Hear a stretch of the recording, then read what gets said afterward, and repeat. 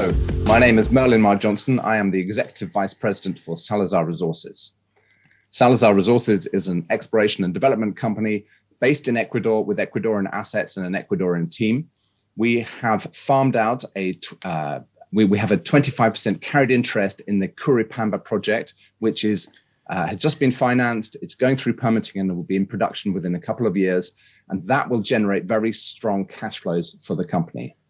Salazar Resources will use those cash flows to that revenue to invest in our own exploration in our 100% portfolio. And we are uniquely well placed to find great deposits in Ecuador. And that's what we're all about now, drilling the next great deposit in Ecuador. Merlin, good to see you. I thought we better catch up because we had Aventus on, we had Christian on a couple of days ago talking about the fact that they managed to get the funding together, which is great. Good news. I wanted to get to the other side of the coin there because obviously you've got a 25% position in that project. What did you make of the financing? Were you expecting them to structure it like this? Yeah, I mean, we speak to our partners, so we kind of knew it was coming this way. Christian's done a fabulous job in the sense that of doing that bought deal, doing the combined finance package, $232.5 million with the $30 million Canadian on top. I mean, it's just it's great to have done it all so quickly. The feasibility study was only completed 2 or 3 months ago, so great job. Financed, ready to go, in discussion with the government. So making real progress, and by all accounts, we should be in construction next year if we get the permits this year, and then into production the year after that. So, I mean, our value really comes from that project being in production. Okay, so if you look at what we've, our retained NPV after all of the financing, about 12 or 13% of the revenue has been, it goes to the streamer, but 87% or so is retained within the project. And our NPV post all of the streaming and all of the financing is about $110 million. So that's, and just to put that in context, in 2 years' time, we'll be looking at $4 or $5 million revenue to us for the first couple of years. And then we're into a period of 12 years or 10 years with an average of $16 million per annum to us. So we think that's incredibly valuable. Well, it is. If you're a 45 million market cap company today, you're looking forward to this and getting into production for sure, because it's about what you're going to do with that cash. But let's park that up for now, because I want to come back to the Aventus deal, because there's a few things said yesterday. So your version seems to parallel quite closely what Christian said with regards to this being a good deal. 12-13% to the streamer is not significant, because I think there was a lot of commentary in social media, chat rooms, etc., where people thought, "Oh, we're giving away the gold, we're giving away the silver. There's not much left on the table." But that's not actually the case. The thing to remember about Curipamba is that 65% of the metal value sits within copper and zinc. So it's 50% in copper and 15% in zinc. So there's 35% which sits with gold and silver, and within that, it's of the total, it's 28% in gold and 7% in the silver. And the streamer pays back, has to pay to buy the metal, it pays 18%. So effectively what we've streamed away is 1/3 of the gold and half of the silver. And so that in total, when you add that all up, it comes to 12 to 13%. So yes, we are still levered to the gold price. We haven't given away all of the gold or all of the silver, but the bulk of the project, which is copper, half copper and 15% zinc by value in terms of revenue, is completely unhedged. And the fundamentals for both zinc and for copper are extraordinary. And you just have to look at what those cash flows are to us. I mean, that cash we'll be spending on our own projects, on our 100% project. And there are very, very few companies out there which have got small but meaningful cash flows in that kind of quantum. There are a couple I can think of. Go Gold is one, and they've got a market cap of 600 million, and Alkane Resources in Australia is another one, where they've got small non-operated. In fact, in their cases, they are operated, but in our case, it's non-operated. So it's better than having all the headache of an operation. And they use that cash flow to fund their exploration, and they've got market capitalizations of hundreds of millions of dollars. And that's a model that we're very keen to replicate. Right. Okay. Now, he also was quite keen to tell me about the 1 hour and a half meeting he had with the president. You also met the president up in Glasgow recently, and you were pushing for permits to be accelerated. So have you had anything back from that? Are you seeing any movement? Are you seeing any intent? One of the key things about Salazar Resources is that the CEO, Freddie Salazar, sits in Quito, and our CFO, Pablo, and having that C-suite in Quito means that we're in regular daily contact with the government. And it's not a country manager, it's not a project manager, it's the CEO of the company. And those relationships are so important in a country like Ecuador. Yes, we work very closely with Adventus, and yes, this is all within. When we're talking about the licenses for Curipamba, they're within the company Curi Mining, which is that company. But we are in. I can't say more than we're in regular contact, and that the feedback is dynamic and very positive. So there's nothing that we should need to be. You've always been quite frank with us in the past about some of these issues in country and the cabals and how the system works. But so I just want to say, as far as you're concerned, the ESIA, I should say, is going along the process. There's no hiccups, no bumps along the road that you're expecting. It's just going through due process. Due process. We had a meeting, for example, one of the biggest things in South America, worldwide, is tailings dams, and they've got to be totally properly engineered, and the timelines on that can be 8 to 12 months. We've just had a meeting on tailings dams, and they're looking to do that at the front end of that time period, so kind of 8 months. Right. And that is probably the most challenging environmental permit that we've got. So I think the guidance is still that we're looking to get everything done by the end of this year. But if we can beat that, and the mood music we're hearing is positive within Ecuador.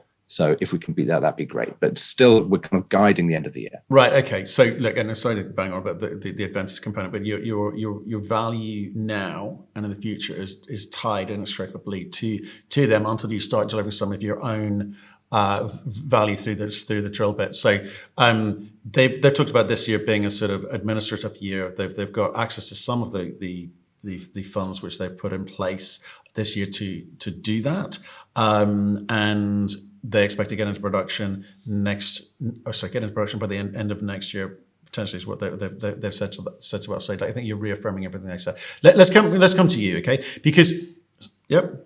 Before we do that, can I just say, yes, our value is tied to them, but actually, if you look at our share price and actually what that means in terms of the market capitalization, we're trading at $35 million US at the moment, and our carried interest, it's effectively a non-operated royalty or a net profit royalty, is worth $115 million.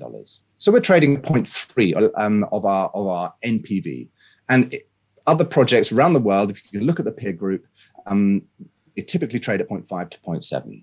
So we're certainly, even though we are tied to Adventus, we're certainly trading at a significant discount, and I look forward to seeing that being closed during this next 12 months as we go through the permitting process. And then separate on top of that, so let's say you might get with the best with the best outcome, you might get a double on the in 12 months from the re-rate. But if we're going to make that classic exploration 5-bagger or the 10-bagger, then we have to do that through the drill bit ourselves. You do, and that's what I want to come to, because there's two components to that. That is what you do in the near term with the revenues that you've got through the drills and the management fees, etc., and your expectation of when revenues will start flowing once the Adventus, the Curipamba project, actually starts generating cash, right? So let's deal with the here and now. So your focus is what? We talked last time about you're looking at four targets. You also that are being drilled. You're going to focus on trying to work out what the best target to go after is. So where are you in that process of discovery? Yeah, well, we wanted to drill 4 targets. We've actually drilled 2 already. We drilled 2 last year. We haven't got the results back from Ruminia. We were looking at, as soon as we get those results out, we will report them. I said last time that the geology to me didn't look that great, but you never know until the assays come in. We are now moving on to Santos. I've just put out a little webcast, kind of giving a kind of a 7-minute introduction to the geology and exploration on Santos. It's on our website. Essentially, we've hit some high gold grade, high grade gold structures, and we've come across some fantastic sheeted stockworks with copper and gold in them. So we haven't got the assays back from the copper stockworks, but it was over almost 200 meters. And we had almost 100 meters of kind of sheeted stockwork. So it's really exciting stuff. So we're drilling, or we're looking to drill at Santos immedially. So in Merlin, it is, if you understand what sheeted stockwork is. I mean, you got to demystify this somewhat for some of our viewers, please. Well, it's essentially copper rich minerals in abundance at surface over wide thicknesses. That sounds more exciting. Okay, well, we're putting a drill hole straight underneath that stuff. It's 100 meters of good. What's the word? I can't perhaps swear on camera, but it's good stuff over 100 meters. And we're going to be testing that. There are also some pretty interesting bulk gold targets on that that we'll be wanting to test there. So we're planning about 3,000 meters of drilling at Los Santos. That'll take 3 or 4 months. Then that's fully budgeted, and that's fully budgeted. That's all covered. How many drills? 1 to begin with, possibly 2. Funnily enough, with Adventus being financed now, they're pulling the drill rigs. They're asking for the drill rigs on the exploration ground that they've got, and so we've got 4 rigs. We hire them out to Adventus or kind of to the alliance, the joint venture, but we do them at cost on our own work. So we might have 2 rigs on Santos and 2 on the joint work with Adventus, which of course gives us income. Then we come to the summer months. We want to drill El Potro, which is this fantastic porphyry sticking out of the ground down in the south.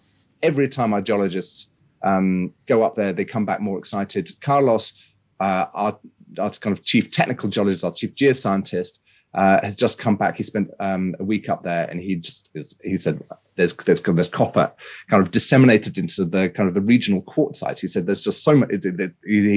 He's so excited about it. Every time our geologists go up there, they come back delighted. Just as a reminder, it's 40 kilometers north of Rio Blanco, which is over the border, just in the border in Peru, and that's 1.2 billion tons at 0.7% copper. And this is a very, very similar looking structure. So that's the target. That's what we want to replicate. Over 1 billion tons at close to 1% copper. That's what everybody's looking for.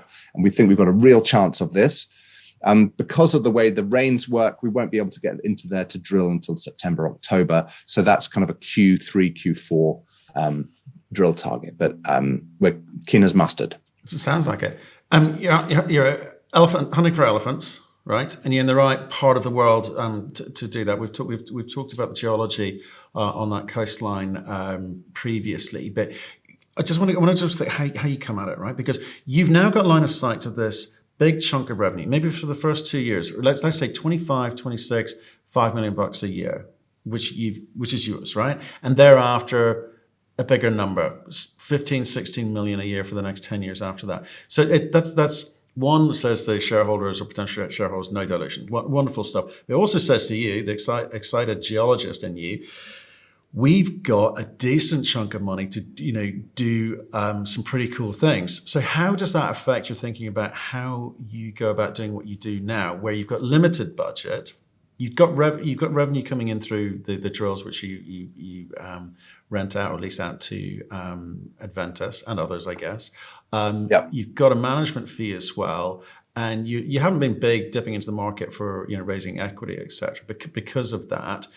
So can we expect to see a small but perfectly formed company for the next 2-3 years, knowing what's coming? Or do you think that you need a little bit more ambition in what you're doing now, because of what is coming down the line? The market loves growth. So if you can pull out drill holes with good mineralization, that's what the market rewards. So we need to demonstrate that we're onto the next couple of big projects outside of the sphere of Adventus. To get that breakout on the valuation, we've got to drill holes. Now, our drilling is cheap, but it still costs a bit of money. We're going hard at Santos in the first half of this year. We want to go hard at Potro the second half of this year. We've got a number of assets and opportunities, and working out how we might be able to pay for that. So we will probably need to have a resolution on that by the middle of the year, on how we pay for the drilling at El Potro. Right. I don't want to be too vague, but we've got a lot of assets that we're juggling with, including our drill rigs. We've got carried interest here and there.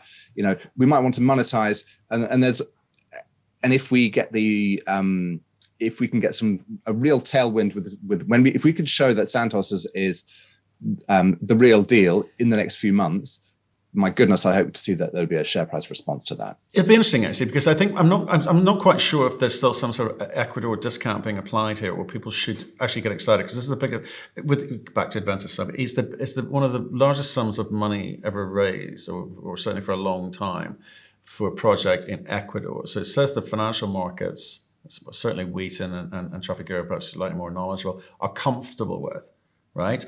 But if you look at the share price on the news, Adventus has seen the share price come off, because I think people's perception is they're giving it away. I think, as Christian described to us yesterday, perhaps that's not the case. As you've described today, that's not the case. Why aren't the both of you getting the rewards that you think you're due? Is it just down to the Ecuador factor, or is the fact that just lull before you actually get into, or they get into production on this asset with you? Yeah, there's quite a lot in that. Just in terms of the Ecuador factor, I think it's worth remembering that Solaris, drilling out Warintza, has got a market cap of over $1 billion. And that's an exploration story. So if you get your holes in the right place and you've got your right asset, you can drive that value through exploration. I'm not sure what the market cap is, and I think it's even 1.4 Canadian. I mean, it's a phenomenal growth story in Ecuador. Similarly, Sol Gold did that. They became $1 billion company through the exploration at Cascabel at the Alpala deposit. Then coming to the kind of financing within Ecuador, the real proof of the pudding was Fruta del Norte, which was, yes, it was backed by the Lundin family, but they were international banks, North American banks, that put up the debt to build Fruta del Norte. And that was a $980 million complete capex, of which I think $500 million was debt. So the debt finance has certainly been in, and that market is tested in proven in Ecuador, and Fruta del Norte is paying back incredibly well. And now you've got the streamers, you've got the Wheatons, who Adventus hasn't built a mine before. The Ecuadorian government has changed, and Wheaton has come in and put in $232 million of stream finance at a very competitive cost. I mean, if you do the IRRs and those numbers, it's pretty low. So there's a huge amount of institutional faith and support in Ecuador, and certainly in the case of Fruta del Norte, it's been more than repaid. So I think we're going to be unlocking that Ecuador discount as with every step that we make. Adventus took a bit of a knock on the extra dilution, because I think the market was expecting them to be covered in a separate way, perhaps naively, because I always felt that there was another equity component to come. But Christian's a smart guy. He's going to demonstrate value in Adventus. No doubt about that. Okay, I think it'd be quite useful to actually kind of get into the program at Los Santos just a little bit more. Just give me some numbers I can look at. You talked about, so how many meters? 3,000 meters of drilling.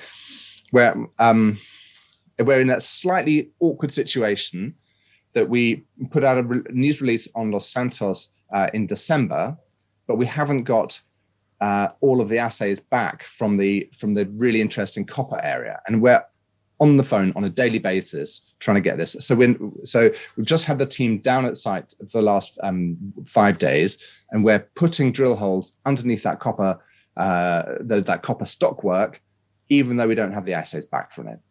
So it's just one of those kind of, you normally always want to have the comfort of the chemical assays, but we can see kind of 5% chalcopyrite and 2% bornite. And chalcopyrite is 1/3 copper, and bornite is 2/3 copper. So, we can do estimates over this 100-meter intersection that there's going to be good copper grades through a lot of it. Okay, what I'm trying to work out, maybe you can help me with the maths, is how much drilling can you do, knowing the revenue you've got coming in the next 2 years, let's just say through the drills, through the management fees. How much drilling, how many and meters, just so people can understand it, will we be expecting to see from you, say, over the next 24 months, without going to the market? We have got Santos covered. So Okay. we're going to do 3,000 to 4,000 meters at Santos. And after that, we've got to think carefully about how we finance the next set of drill programs. Right, but typically, if you're after these kind of these big projects, you need to drill X number of meters, right? You need it's not 3,000 or 4,000 meters, right? So I'm just trying to work out in my head in terms of the bits that you've got control of, how quickly you can establish which one of your projects that you will be going after based on how much drilling you're going to be doing, and what that costs you. I know it's cheaper than because you own the drills, but I just want to be able to kind of in my head picture how quickly this thing moves, because you said growth's important. You've got to be able to deliver that, and I'm trying to. There's two versions. One where you don't go out to market and raise more capital and dilute, and there's another one where you say, well, actually, on the basis of what we see and of more of the same, we are going to have to go out to market, but the next 24 months is really important for you in terms of what you control. Okay, we've got basically 3 things we can sell. We've got we could potentially sell our stake in Curipamba. It's got an NPV of $110 million, and we could sell it if we can get, 0.7 of NPV. That'd be a good deal. Quite a lot of that in cash, maybe not. We've got these carried interests in the Exploration Alliance. We've got 20% in Pijili, and we've got 20% in Santiago. Those are assets we could sell. We've got a drilling company. That's an asset we can sell. But this is all so that we can drill the projects that we really believe that have got the chance to be the next Warrants, the next Cascabel, on a 100% basis. And those are Potro and Santos. We do have another project called Macara. It's a postage stamp of a licensed area. That drilling would probably be either very late this year or possibly into the early next year. And we've got another couple of licenses that we are extremely keen on. Essentially, we think we've found another great deposit. We want to bring that into the portfolio as well. So we potentially have 3 big projects. Now, a company like Salazar can't do 3 huge projects by itself. So again, we'd have a monetization talk on 1 or 2 of those. And so we're still in that process. But yes, and then the other asset that we can sell is shares. Now, we're not going to issue a whole bunch of shares at a massively diluted price. Now, we can see that our share price is trading at 0.3 of the NPV of the company. And, at these prices, we wouldn't want to do a huge capital raise. But let me talk to you about Pijili bit, right? Because Christian mentioned it when we were interviewing Adventus Mining. The CEO mentioned it, said, we are looking to basically offload Pijili. He said to me, you'll be surprised who's buying it, and you'll be surprised the value that they're attributing to it. So that he has high hopes that could be a big cash event for them. They've got 80%, right? He said to me, I asked him, and I said, we would prefer cash than shares, but obviously the makeup will be the makeup after the discussions and negotiations, because who wants to pay cash when you don't have to, right? You have 20%. For you, the best solution is what? Get cash to allow you to, do focus on Los Santos and El Potro, or do you say, actually, do you mind? We don't really mind. We're sort of okay at the pace at which we're moving. And because it comes back to this growth thing. Like you said it, and I am a big believer in it. You got to show growth. So if Pijili is if Adventus do something on that, would you be encouraged to maybe lump your 20% in with whatever deal they do? Quite possibly. It depends what the acquirer, if the acquisition happens, what they want. So if they are willing to take 100% on, of course, we'd love to monetize and put that money into. We'd love to put that money into drilling out one of our own projects. Okay. If they particularly want to keep us on as the local partner, we'd have that discussion. We might be able to do that through a management fee, and we don't actually need to have the equity ownership, and therefore we could monetize on the equity side. Those are all conversations to be had. We haven't had those yet. But yeah, I mean, it's really exciting. If you've got let's say that there's, what did Christian say about the person he was in conversation with? How did he describe them? Large. Okay. With a decent balance sheet. I think was the let's say a large company with a decent balance sheet comes on and they want to spend proper exploration money on that area. One of the first things that they're going to do is they're going to take 2 of our rigs and just go hammer and tongs. And that in itself is going to potentially fund our drilling on one of those projects. So there are many ways that this cat can be skinned, and it's too early to say definitively which one we want to do. But the good thing is we've got lots of options. You do. In fact, if I look back to when we first spoke a couple of years ago, the options are more significant. I think greatly enhanced by this funding that Adventus has put in place, because it shows that the country is investable, big sums of money at that. And I think some of the existing players in country are benefiting from that too. So I think people are understanding you can mine in Ecuador. Great. And these monetization events that you've laid out is interesting to me, that the way that you're not desperate for cash, it seems, but you'll take it if it's part of the mix. So when can you give guidance as to what the plan is for this year? Because obviously I know you're a bit tight-lipped now, but you're going to have to say, look, guys, the market, here's how we're coming at it. When's that happen? We are drilling Santos. We're going to put in 3,000 meters, and there's going to be we'll be able to get all of it. Once we've got the assays back, we'll be able to put the detail out on that drill plan. Then we need to have more cash to drill Potro sensibly, and that is planned for September, October this year. So by the middle of this year, I'll have that plan in a way that I'll be able to talk about it to you. But essentially, we're going to have the money to drill El Potro. Brilliant. Well, I think I just want to wrap it up there. It really was just to kind of catch up to see, your take on the Adventus project and what you think that could do for your valuation, because I think you perhaps not seeing that yet, and I think you will start to. So that's good news. So stay in touch. More regular updates would be greatly appreciated. And thank you for your time today. Great talking to you. Thank you, Matt.